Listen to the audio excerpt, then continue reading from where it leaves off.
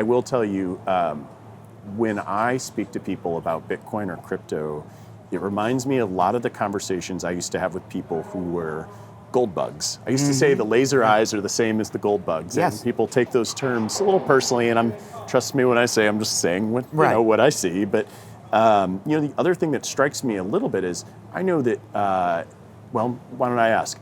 Your parents were antique dealers. Yeah. Do you think that influences the way that you see something that could be viewed more as a collectible as opposed to an investment asset? Yeah, it totally does, Peter. I mean, I grew up in the art and antiques business, and let me just, I'll tell the story that really haunts me. So, my parents were primarily dealers in colonial American furniture, mainly, furniture that was made between, say, 1720 and 1820.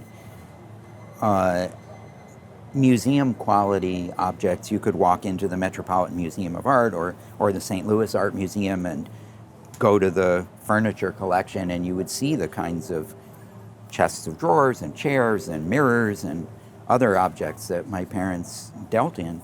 And for the better part of 2 centuries, they had gone up in value almost every year, certainly every decade, since the 1870s. They had gone up in value, no matter what. War, depression, deflation.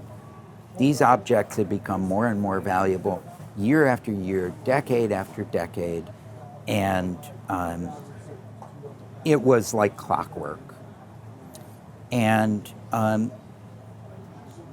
then after my dad died in 1981, and my mom died last year, and at some point in the 1980s, people just lost interest in classic American furniture. No one really can explain why. And objects that my parents had bought in the 1970s that had become more and more valuable for a century are now worth 15 or 20% what they were worth when my dad died in 1981. They've lost 3/4 of their value, and nobody knows why. Nobody can even explain why. Antique dealers don't know, auctioneers don't know. Maybe there's a sociologist out there who's studied this, but I've never heard a good explanation for it. And, a good friend of mine, Steve Fletcher, who's, some people may know his name from Antiques Roadshow, is a very distinguished auctioneer and expert on American antiques. And he says, I think they'll come back, but I don't know when.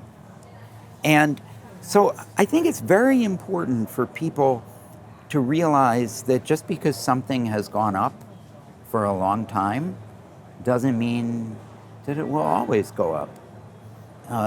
And it can stop going up without warning and without any explanation. It just suddenly what people thought was valuable isn't valuable anymore. And it still can be beautiful, it still can be useful. People can still prize it privately, but if they want to trade it, they will find that it has no value anymore. And that to me is a really profound mystery. And I guess if there were another question I'd like to be able to answer, it would be why? Why does this happen?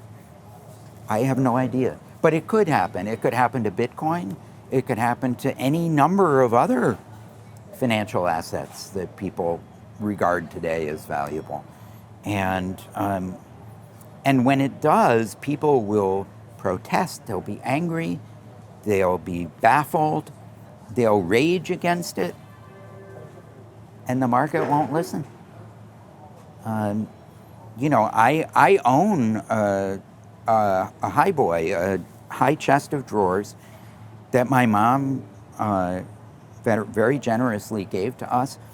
She paid $19,000 for it sometime in the 1980s. Oh, wow. And I think if I sold it today, I would be lucky to get $1,500 for it. And it's beautiful. It was made in Salem, Massachusetts around 1740. There are probably some museums that would like to have it, but I would be lucky to get 10% of what my mom paid for it.